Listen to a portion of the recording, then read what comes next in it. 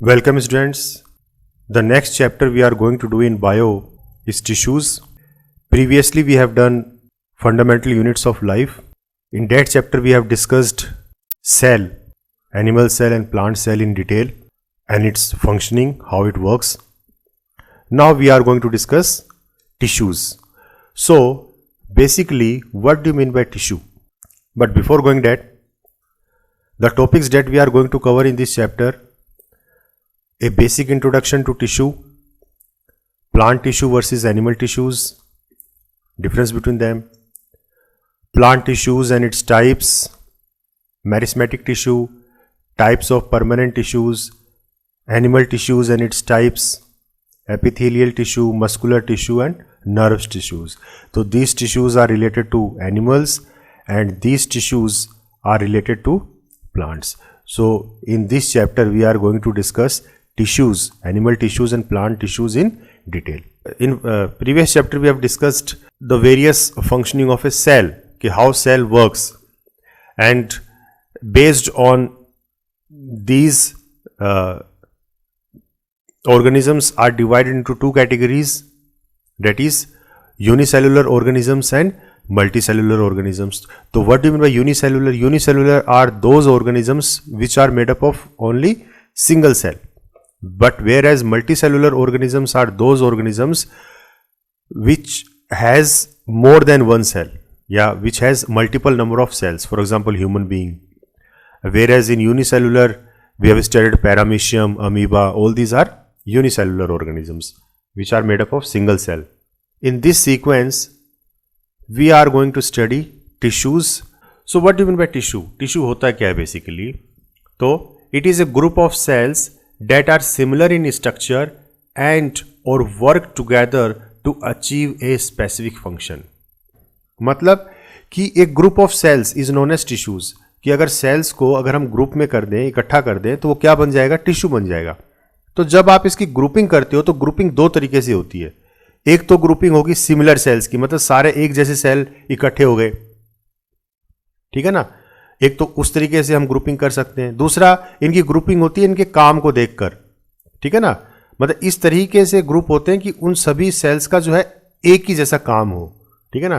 तो एक group of cells that are similar in structure, मतलब स्ट्रक्चर में सिमिलर हो, या फिर work together to achieve a specific function, या फिर इकट्ठे होकर एक पर्टिकुलर काम करें, ठीक है ना.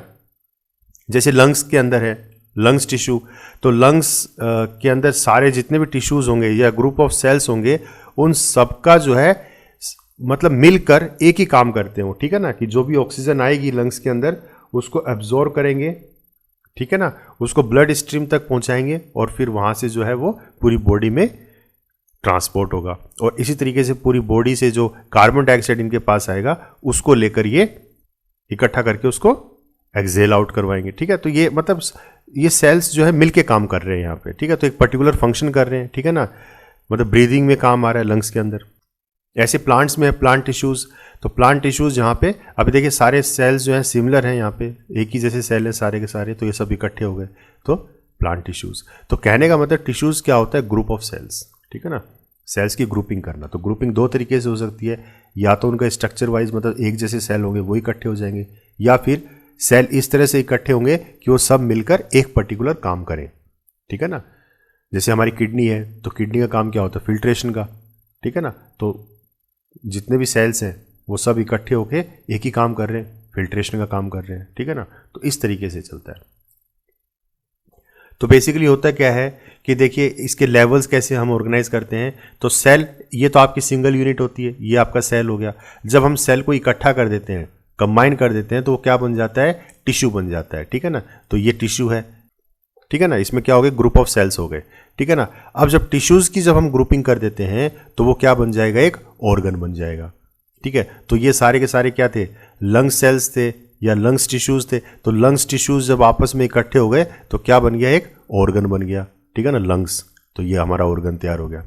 ऐसे ही फिर अलग अलग ऑर्गन्स जब इकट्ठे कर देंगे हम, जैसे कि लंग्स को इकट्ठा कर लिया, किडनी को इकट्ठा कर लिया, लीवर को इकट्ठा कर लिया, स्टमक को इकट्ठा कर, स्मॉल इंटेस्टाइन, लार्ज इंटेस्टाइन, ये सब क्या है हमारे ऑर्गन. इन सब को जब इकट्ठा करेंगे अपन तो क्या बन गया? Organ system. और ये सारे ऑर्गन सिस्टम मिलकर क्या बनाते हैं, एक ऑर्गेनिज्म तैयार करते हैं, ठीक है ना। एक पूरा एक स्ट्रक्चर तैयार होता है बॉडी का, एक ऑर्गेनिज्म तैयार हो जाता है, जैसे कि होमोसेपियंस, जैसे कि ह्यूमन बीइंग, ठीक है ना। तो इस तरीके से ये साइकिल चलती है, ठीक है ना। तो ग्रुपिंग होती है, group of cells leads to tissues, group of tissues leads to organ, and group of organ leads to organ system, and completely an organ system makes a organism. Clear है?